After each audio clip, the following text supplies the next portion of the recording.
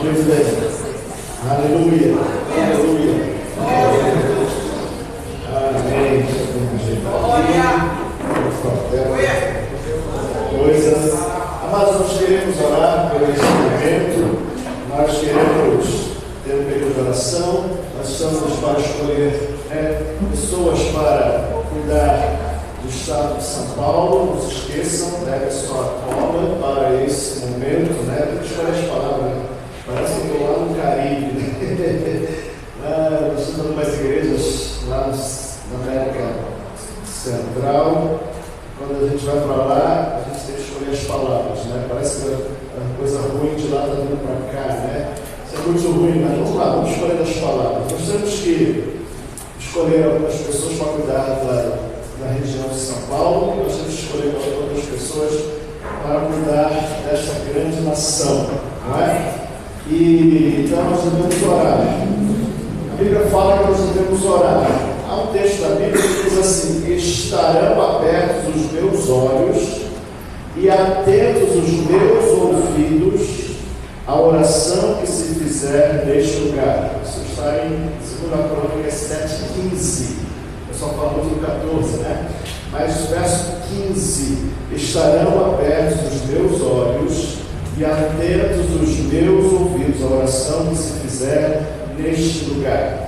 Algumas pessoas falam porque a gente tem que orar. A Bíblia está dizendo que o Senhor está nos ouvidos às orações. Há outro texto na Bíblia que está lá em Salmos que diz assim: que a terra foi dada aos homens. Se a terra foi dada aos homens, nós precisamos orar nesta terra. Há outro texto que a Bíblia diz: se os homens ligarem na terra, será ligado nos céus. Se os homens concordarem na terra, será ligado nos céus. Então, a Bíblia ela é recheada de versículos que falam sobre oração. Então, antes mesmo nós pensarmos em uma série de coisas, de falar de uma série de situações, nós temos que orar. Orar, amados, é para que o Senhor realmente, a vontade dele seja estabelecida. Então, eu quero deixar muito claro aqui, amados, a gente não fica orando para que a vontade do Senhor seja feita. A gente já conhece a vontade do Senhor. Essa é a situação. Tem muitas pessoas que falam assim: mas a gente ora e Deus vai cuidar de todo o processo. As coisas não são bem assim. Há outros textos na Bíblia que falam que o homem tem que escolher. A Bíblia diz lá, acho que é no Deuteronômio, que falou para Josué: olha, falou para Israel, escolha entre a vida e a morte. E eu te digo, escolha a vida. É bom a gente olhar esse texto aqui. Eu queria que vocês abrissem comigo esse texto. Deuteronômio capítulo 30. Deuteronômio capítulo 30, a partir do versículo 15. Deuteronômio 30, 15.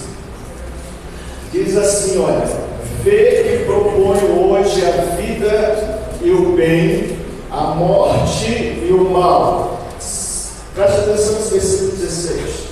Se guardardes o mandamento que hoje te ordeno, que ames o Senhor teu Deus, andes nos meus caminhos, e guardares os meus mandamentos e os seus estatutos, os seus juízos, então viverás e te multiplicarás, e o Senhor teu Deus te abençoará na terra a qual passas para possuí-la. Porém, se o teu coração se desviar e não quiseres dar ouvidos, e fores seduzido, e te inclinares a outros deuses, e os servires, então hoje te declaro que certamente perecerás, não permanecerás longo tempo na terra, a qual vais passando o Jordão para possuires. Os céus e a terra, veja, os céus e a terra tomo hoje por testemunha contra ti, que te propus a vida e a morte, a bênção e a maldição. Escolhe, pois, a vida para que vivas tu e a tua descendência. A Bíblia está falando para a gente escolher. Então a Bíblia fala que nós temos a liberdade de escolher. Então tudo nesta terra, meu amado, é fruto de escolhas. Você escolheu ser um profissional, nessa área, então você vai caminhar lá. Você escolheu ser um escravo, então você vai caminhar lá. Você escolheu, tudo é escolha, até mesmo isso. Agora, o interessante que a gente pode falar aqui, ele está falando para a gente escolher. Agora, Deus nos mostra por que escolher a vida. Ele está dizendo assim, olha, se você cumprir os meus mandamentos, você terá a vida. Há uma coisa que está atrelada à escolha. Quais são? Princípios. Então, para hoje você escolher pessoas, você tem que saber quais são os princípios. Outro texto que eu quero dar para vocês está lá no livro de 1 Reis, capítulo 18. 1 Reis, capítulo 18. 1 Reis, capítulo 18. 1 Reis, capítulo 18, a partir do versículo 20. A partir do versículo 20, diz assim: então enviou Acabe mensageiros a todos os filhos de Israel e ajuntou os profetas no Monte Carmelo. Então Elias chegou a todo o povo e disse: olha a declaração, até quando cocheareis, ou ficar para lá e para cá? Cochear é capegar, entendeu? Ficar capegando de um lado para o outro. Até quando cocheareis entre dois, presta atenção, pensamentos? Se o Senhor é Deus, seguiu. Se é Baal, seguiu. Porém o povo nada lhe respondeu. Mas às vezes as pessoas pensam que Deus decidiu. Bom, Deus fala para nós decidirmos. Agora, Deus fala para nós decidirmos, então temos que ser inteligentes. Inteligência no quê? Decidir segundo valores. Decidir segundo princípios. Só que nesse texto de Reis, havia alguma coisa que estava poluindo os pensamentos. Como é que alguém de sã consciência em Israel fica em dúvida em decidir por Baal ou por Deus? É porque o pensamento foi poluído. Então, cuidado com os pensamentos. Situações estão vindo ao seu pensamento, e são pensamentos egoístas, são pensamentos só você pensando em si mesmo, ou sendo iludido, o que faz você sair da confusão. Como é que a gente sai da confusão? A gente sai da confusão olhando as coisas certas. Então, quando nós estudamos a Bíblia, nós começamos a ter o quê? Conhecimento das coisas certas. Isso nos facilita para decidir o emprego que você vai assumir. Por exemplo, o cara vai falar assim: não vou entrar nesse assunto de emprego. Mas qualquer coisa que você for escolher, você pode ter uma boa escolha segundo princípios. Tem namorado, vou escolher que namorado, ele é bonitinho, tudo é bonitinho, mas ele tem princípios na vida. Esse bonitinho tem princípios. Esse bonitinho ama Deus. Esse bonitinho é contra o aborto ou é a favor do aborto? Esse bonitinho é contra entorpecentes ou a favor de entorpecentes? Então a gente tem que tomar muito cuidado, amados, que muitas coisas poluem os nossos pensamentos e nós ficamos cocheando entre dois pensamentos. Eu quero dar mais um texto para vocês. Eu acho que é 2 Timóteo. 2 Timóteo, rapidamente. 2 Timóteo, capítulo 2. 2 Timóteo, capítulo 2.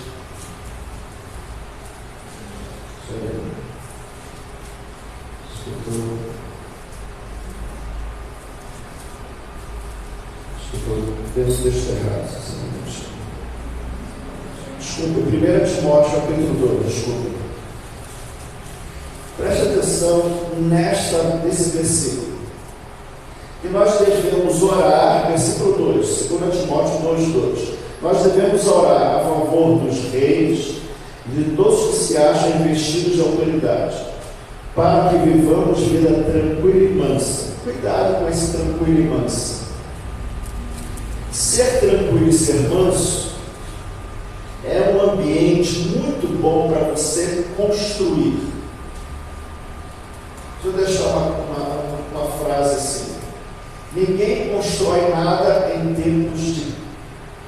Não posso falar essa palavra? Ninguém constrói nada em tempos de conflitos.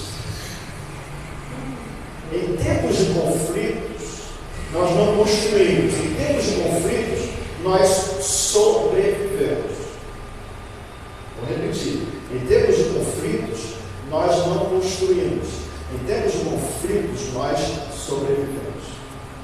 Então, a Bíblia diz que nós devemos orar pelas autoridades. Você primeiro tem que saber escolher bem as suas autoridades. E além de escolher bem, orar por elas. O tempo todo orando. Segundo, o objetivo é para que haja vida tranquila e mansa.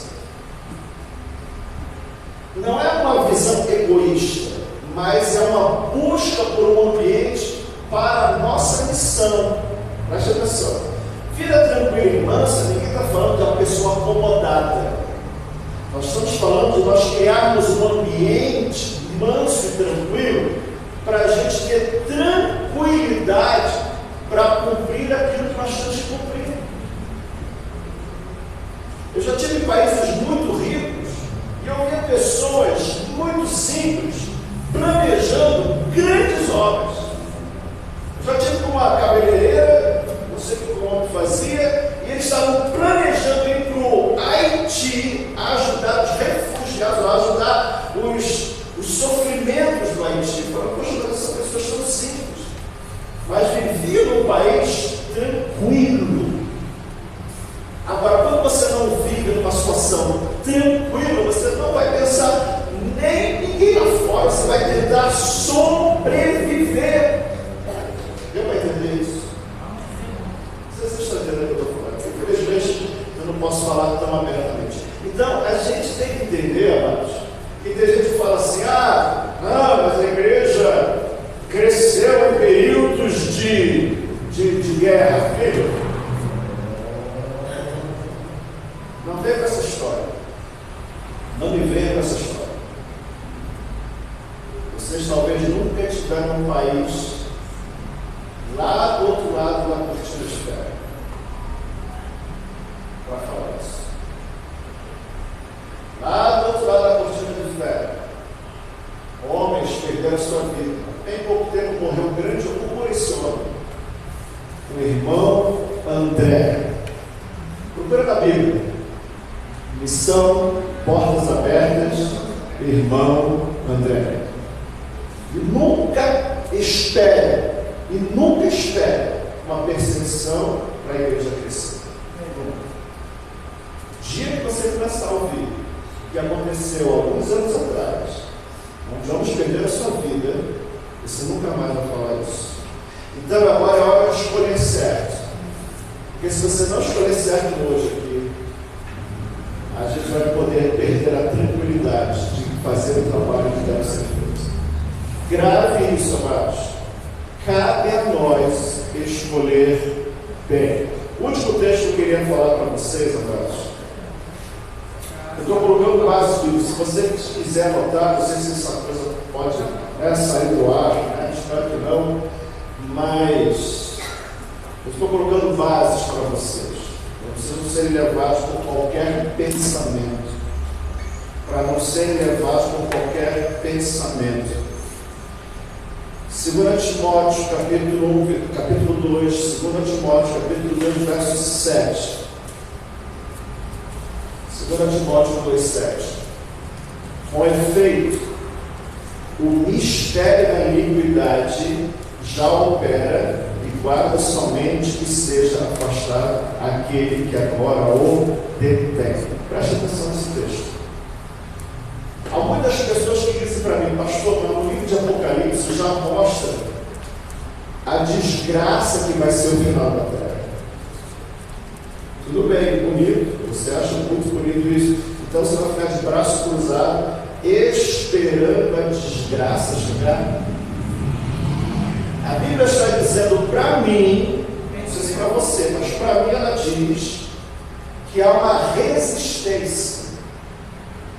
Há uma resistência contra a maldade. Iniquidade é a maldade. Aquele que detém a maldade. Então a igreja ela tem que se posicionar, escolher o certo, para quê? Para deter a maldade. Porque o dia que a igreja sair da terra, aí a maldade vai tomar conta. Mas o livro de Apocalipse mostra o final, mas aonde nós nos posicionamos em relação ao livro de Apocalipse? Nós nos posicionamos que toda a vida da igreja ela foi uma resistência. Por quê? Porque orava e porque escolhia certo. Você é responsável. A Bíblia diz que Deus tomou os céus. Naquela hora que você está escolhendo, Deus vai olhar dos céus e vai ver a sua escolha. Você é responsável pelas escolhas. E segundo, não adianta ser em cima do muro. A Bíblia diz: ou você é quente, ou você é frio. O que fica em cima do muro, Deus não gosta. Você tem que ser responsável. Não adianta essa história. Eu vou me isentar. Esse conceito de isenção é um conceito antibíblico. Ou você escolhe certo, ou você escolhe errado. Ser isento significa que você está sendo irresponsável com a função que você exerce de resistência ao mal. Como é que eu sei que alguém é mal? Como é que eu sei que um grupo representa o mal? Pelos princípios da palavra de Deus. Esse dia eu estava pensando numa senhora. Essa senhora disse que ia escolher uma pessoa. E eu falei para ela: mas como a senhora pode escolher essa pessoa se ela é a favor de retirar crianças de perto da sua mãe antes mesmo de ela se olhar para o olho? Gostou da volta ali, né? E ela foi entender. E ela começou a entender. Ela falou: ah, pastor, então tá bom, já mudei. Bom, não é fácil. É só falar dos princípios. Porque se a gente ficar nessa história, ah, mas eu gosto mais daquele, aquele é mais bonito, aquele faz. Queridos, a gente não pode ficar cocheando entre dois pensamentos ao nosso bel prazer. Nós não temos essa liberdade. Nós temos uma função. A nossa função é resistir. A nossa função é resistir contra a iniquidade. Deu para entender? Então ajude as pessoas a limpar os seus pensamentos com a palavra de Deus. Não há pessoas isentas. Não há pessoas isentas. Você é responsável. Você é responsável por esse momento. Você faz parte desse momento. A Bíblia diz: dá a César o que é de César. César está pedindo para a gente escolher, certo? César está pedindo para a gente escolher, certo? Então vamos dar ao César a escolha certa. Não adianta você dizer isso não é de Deus. A Bíblia fala que a Deus eu dou a Deus, mas eu também lido com o César. Tem a função de César nesse mundo. Eu lido com o César. Então eu tenho que responder a César. Ele me pergunta: qual será a sua escolha, Evandro? E eu vou responder a César a minha escolha. Agora, se eu disser a César que eu sou isento, César pode até dar uma risadinha e falar: que bom que você é isento, porque tem um crápula que vai escolher em seu lugar. Que bom que você é isento, porque há um endemoniado que vai escolher em seu lugar. Deu para entender, queridos? Estou procurando escolher as palavras para que você entenda. Então, filho, nós temos uma responsabilidade muito grande, muito séria. Então a Bíblia fala para a gente orar, mas não é só orar, é orar e escolher certo. Se você escolher errado, Deus do alto está olhando a tua escolha. Tem dúvida? Conversa comigo depois do curso. Eu posso te explicar coisas mais profundas do que isso. Eu estou apenas colocando princípios, estou colocando uma base bíblica para você exercer o que diz a palavra. Entrega a César o que é de César. Cabe a nós entregar a César o que é de César. O que ele está pedindo para nós? A nossa escolha. Deu para entender? Então, essa história que os crentes não se envolvem com isso. Se envolvem sim. A Bíblia diz que eu tenho que honrar as autoridades, dando a elas o que elas precisam. Então, amado, deixa essa base bíblica para vocês, para que vocês ajudem outras pessoas com sabedoria, com calma, porque, amados, não queremos passar o que muitos irmãos estão passando em outro lado da terra. Muito bem. Queridos, não queremos nos demorar hoje muito por causa da questão dos compromissos que nós temos ainda hoje. Algumas pessoas já fizeram o seu dever, né? Já exerceram o seu exercício, mas outros vão ter que sair e vão ter que seguir rápido. Eu queria falar sobre a condição de sermos cidadãos dos céus, as nossas atenções por uma posição. A Bíblia fala, por exemplo, lá no livro de Apocalipse, rapidamente, só para a gente ter uma noção, lá no livro de Apocalipse, vamos começar talvez aqui por esse texto, Apocalipse capítulo 2, versículo 1, diz o seguinte. Apocalipse capítulo 2, versículo 1, diz o seguinte: ao anjo da igreja em Éfeso escreve: estas coisas diz aquele que conserva na mão direita as 7 estrelas e que anda no meio dos 7 candeeiros de ouro.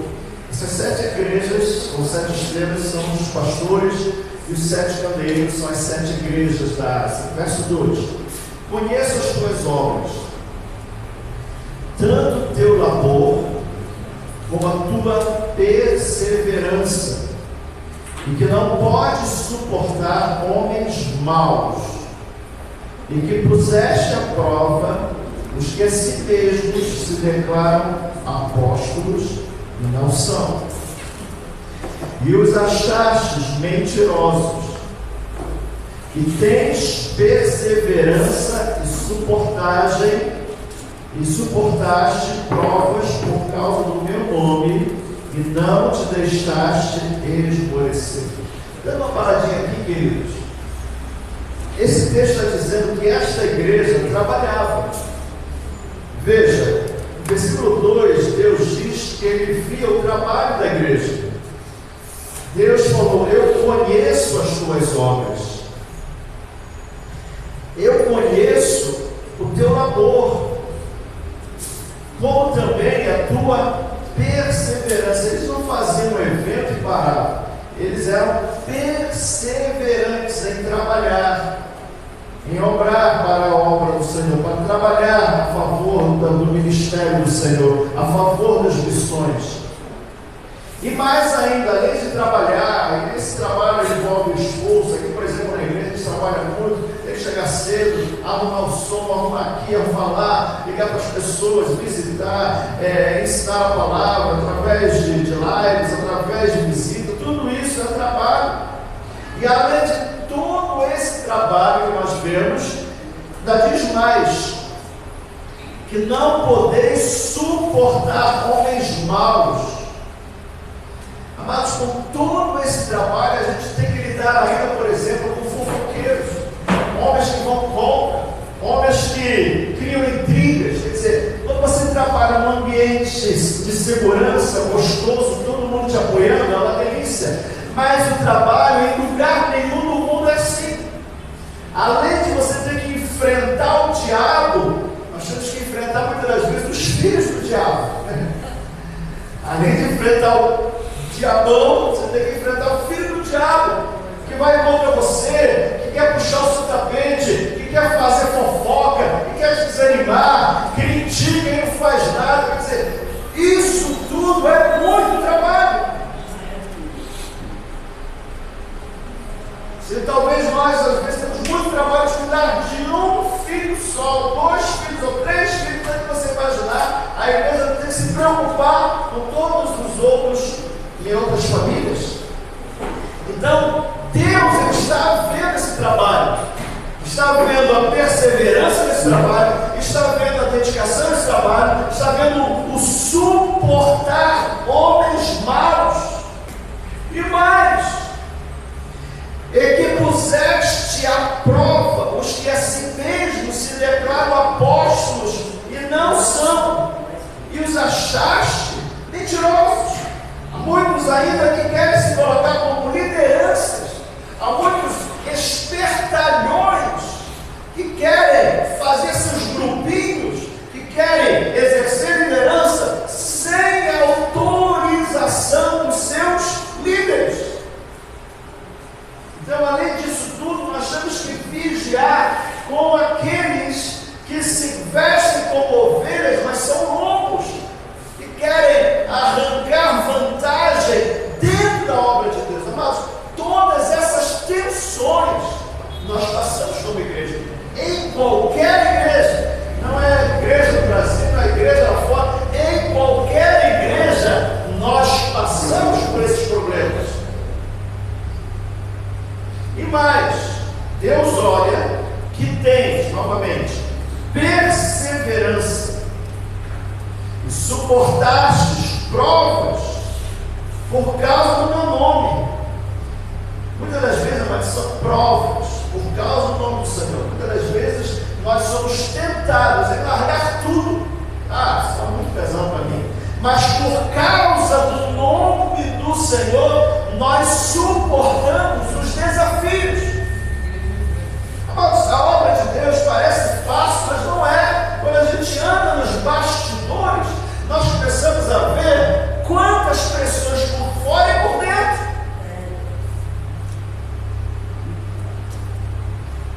E a Bíblia diz mais que essa igreja, além de suportar essas provas, não dá para você imaginar você fazer a obra de Deus sem dinheiro. Isso é uma prova. Não é fácil fazer a obra de Deus sem pessoas ao seu lado. É uma prova. Não é fácil você fazer a obra de Deus com pessoas te caluniando. Isso é prova. E a tendência é jogar tudo pro alto. Mas a Bíblia diz que pelo nome do Senhor nós suportamos tudo isso. Isso é igreja. Que loucura, né? E ainda diz mais: e não te deixaste esmorecer. Você ainda tem que chegar todo cheirosinho, bonitinho, né? Com toda a disposição para fazer visita, para pregar, para preparar a live, para fazer estudos, para fazer discipulado. Você tem que chegar com um sorriso no rosto. Tá? A pessoa, os obreiros chegarem tudo com cara de abatido, cabisbaixo. Não dá. Então veja, Deus olha tudo isso. Deus, ele vê o esforço de homens que, pelo nome dele, não abrem mão da posição. Agora veja o texto que continua, verso 4. Com tudo isso, ele fala uma coisa interessante. Tenho, porém, contra ti que abandonaste o teu primeiro amor. Então preste atenção, queridos. Ninguém gosta de ser criticado. Ninguém gosta de ser confrontado. E Deus não faz assim. Deus, ele é muito gentil. Olha que coisa. Ele primeiro amou essa igreja. Ele primeiro viu e valorizou a posição dessa igreja, a perseverança dessa igreja, as provas passadas por essa igreja. Deus valorizou, mostrando: vocês são de muito valor, vocês têm muitas qualidades. Para Deus nos corrigir, Ele não fica só mostrando defeitos, mas como o pai não quer que o seu filho desanime. Então o pai, para não desanimar o filho, antes dele mostrar o que precisa ser corrigido, ele mostra as qualidades do filho. Não é assim? Isso é uma psicologia. Isso é uma psicologia do céu. Se você só fala mal do seu filho vai desanimar. Você tem que falar das qualidades dele, ele se sentir amado, e agora que ele percebe que você não é contra ele, que você quer o melhor para ele, então ele vai te ouvir na correção. E agora Deus vem o quê? Corrigir essa igreja tão amada, porque ela precisa ser corrigida, porque é algo fundamental dessa igreja. Qual é? Não perder o primeiro amor. Olha só o que ele diz no versículo 5: lembra-te, pois, de onde caíste, arrependa-te e volta à prática das primeiras obras. Amados, de onde caíste? Está falando onde? Qual é o local que essa igreja estava, que ela tombou, que ela caiu? Veja, de onde caíste? Lembra-te, pois, de onde caíste. Aqui não fala, não lembra como caíste. Ele falava, de onde caíste? Qual é o lugar que você caiu? Da onde? Esse local. Abra sua Bíblia no livro de Efésios. Essa igreja é a igreja de Efésios, de Éfeso. Então vamos ver um pouquinho a igreja de Éfeso.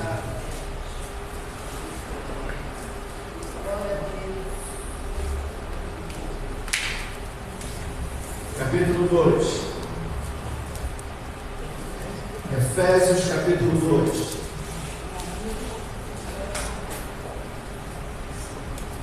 Diz assim a palavra de Deus: Ele vos deu vida, estando vós mortos nos vossos delitos e pecados, nos quais andastes outrora, segundo o curso deste mundo, segundo o príncipe da potestade do ar, do espírito que agora atua nos filhos da desobediência, entre os quais também todos nós andamos outrora, segundo as inclinações da nossa carne, fazendo a vontade da carne e dos pensamentos, e éramos, por natureza, filhos da ira, como também os demais. Então ele primeiro mostra que essa igreja foi alcançada, foi salva da onde? De um ambiente completamente perdido. Nós estávamos mortos. Mortos por quê? Por causa dos nossos delitos e pecados. Então, quando nós entendemos que essa igreja de Éfeso se tornou uma igreja poderosa, perseverante, trabalhava, não suportava homens maus, combatia os intrusos, era porque era uma igreja que entendia que um dia era um grupo de homens mortos, e agora eles ficaram tão amantes de Deus, tão queridos de Deus, que eles se entregaram para servir a Deus. Aqueles homens no passado não a Bíblia não fala, mas talvez estavam presos em feitiçaria, em sacrifícios de criança. Vamos falar isso, né? Talvez eles fizeram muitas coisas vergonhosas e que não conseguiam sair daquele ambiente. E um dia, a luz do Evangelho chegou até eles, e eles foram o quê? Libertos de todas essas amarras nas suas vidas. Então eles se tornaram o quê? Uma igreja que servia ao Senhor. Mas vamos adiante, verso 4. Mas Deus, sendo rico em misericórdia, por causa do grande amor com que nos amou, e estando nós mortos em nossos delitos, nos deu vida juntamente com Cristo. Pela graça, pelo favor de Deus, sois salvos. Verso 6. E juntamente com Ele nos ressuscitou. Então estávamos mortos e Ele nos ressuscitou. E o que aconteceu? E nos fez assentar nos lugares celestiais em Cristo Jesus. Qual é o local? Em lugares celestiais. Agora você vai entender porque lá no livro do Apocalipse, aqueles homens trabalhavam, e isso era muito tremendo, trabalhavam, mas Deus queria corrigi-los, porque eles decaíram, preste atenção, eles decaíram das regiões celestiais. Em outras palavras, como é que é isso, pastor? Decair das regiões celestiais é quando você não está se movendo nas regiões celestiais, mas está se movendo pela carne. Você está evangelizando pela carne, você está arrumando a igreja pela carne, você está evangelizando pela carne. É possível isso? É possível. Se você decai de um ambiente celestial, você pode fazer as coisas mecanicamente. Você faz mecanicamente. Você aprendeu a fazer tudo isso. Mas, meu amado, para nós fazermos tudo isso, o Senhor nos colocou num lugar aonde? Nas regiões celestiais. E no livro de Apocalipse está dizendo que aquela igreja continuava fazendo as mesmas coisas, mas ela decaiu do lugar que Deus tinha colocado ela. Quem está entendendo o que eu estou falando? Amém. Queridos, o maior combate que Deus faz com as nossas vidas, eu ia pregar outra coisa, né? É outra pregação, mas Deus me trouxe essa. O maior combate nosso, é nos manter em comunhão com Deus nas regiões celestiais. Esse é o maior combate. A Bíblia diz que o inimigo vem matar, roubar e destruir. É um processo. É um processo. Primeiro ele mata o seu relacionamento com Deus. Depois ele rouba todas as suas conquistas. E depois ele arruína a sua vida. É um processo. O que nos mantém vibrantes e fortes é a nossa comunhão com o Senhor. Você pode não ter nada. Um dia Pedro e João falaram: eu não tenho prata, eu não tenho ouro, mas o que eu tenho, eu te dou. Levanta e anda. A maior riqueza que o homem pode ter, meu amado, não é a quantidade de pessoas alcançadas, não é o quanto é bonito o prédio, não é o quanto bonito é a música, não, a maior riqueza que nós temos é o nosso relacionamento com o Senhor. A maior riqueza que nos faz prosperar, avançar, superar adversidades incríveis. Há coisas incríveis que o homem consegue superar, que pelo natural seria impossível para ele.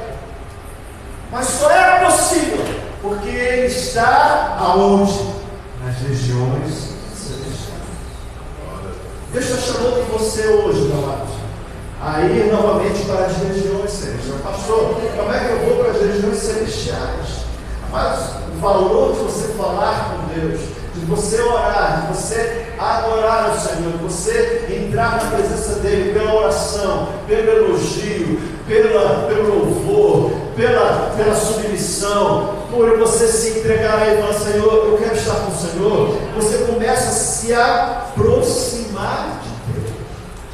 Você pode estar próximo dessa caixa da igreja, você pode estar próximo desse ventilador da igreja, ir lá e limpar o ventilador, e passar horas limpando o ventilador, mas você pode não estar próximo de Deus. Você pode estar próximo da obra, de limpar o ventilador, mas você não está próximo de Deus. Com muito carinho Deus falou isso para a igreja de Éfeso. Com muito carinho, porque foi uma igreja muito especial, amado. Não sei se você já reparou, o livro de Éfeso é um livro fantástico, fala de aproximação, de retirada de barreiras. Não permita que o inimigo coloque barreiras entre você e Deus. Não permita que o inimigo consiga separar essa intimidade com o Senhor. Porque quando você está íntimo ao Senhor, o Senhor te toma, o Senhor te leva. Lembra Ezequiel, o profeta Ezequiel? Deus um dia tomou Ezequiel. Ele levou ele a ver coisas que olhos humanos não conseguiam ver. Mas Ezequiel só pôde ver isso porque Deus o tomou. Há coisas, meu amado, que os olhos humanos não conseguem ver, mas a revelação da parte de Deus, quando o Senhor revela os seus mistérios a você, aí sim Deus te coloca lá na frente. Você está 10 passos à frente de muitos homens que não têm revelação. A revelação vem porque o Senhor abre os teus olhos. É isso que Ele diz: peça colírio aos teus olhos, que os teus olhos espirituais se abrem. E Deus está chamando nós hoje a entender as coisas que o Senhor quer fazer através de nós. A não só fazer aquilo que a gente faz de forma corriqueira, de uma forma mecânica, de uma forma natural. A gente já chega aqui, dá um abraçozinho no outro, já fala, tudo bem, tudo ok. Mas, meu amado, Deus quer algo mais profundo do que isso.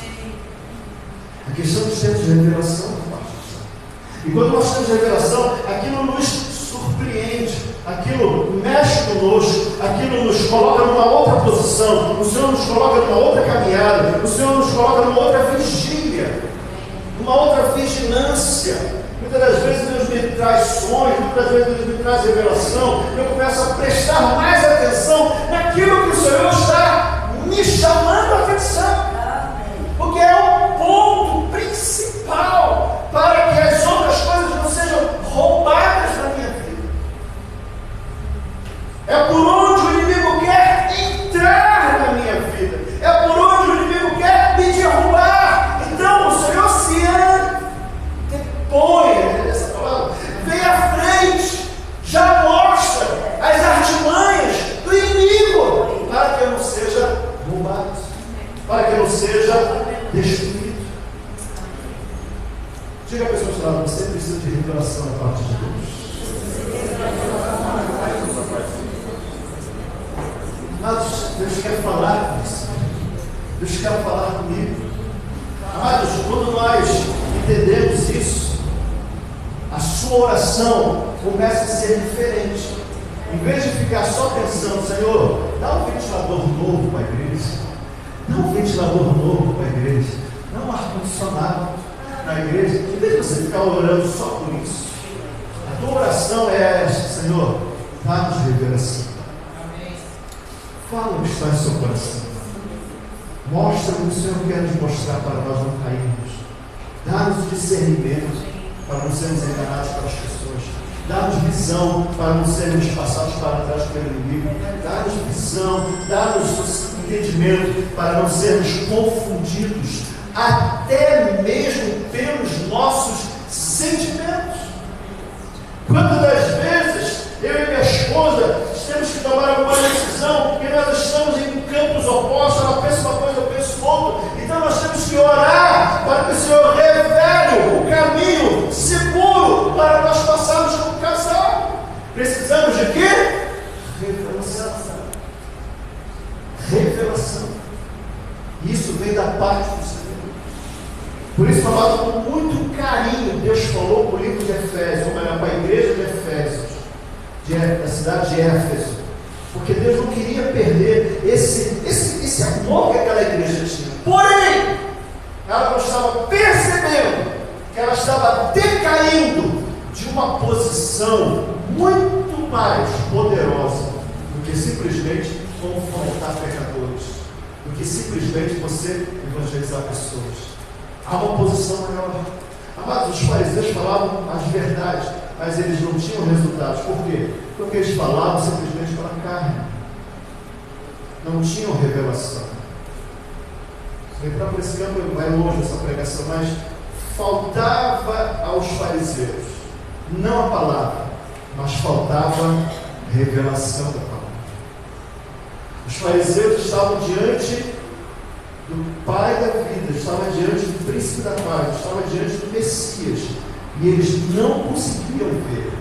As Escrituras estavam nas mãos deles, mas eles não conseguiam ver em Jesus o cumprimento das Escrituras, porque eles não tinham revelação. Nós muitas vezes estamos diante das Escrituras e parece que falta revelação delas. O Senhor nos leva às posições celestiais, às regiões celestiais, para que tudo que é do Espírito seja entendido pelo Espírito. Posso ver amém?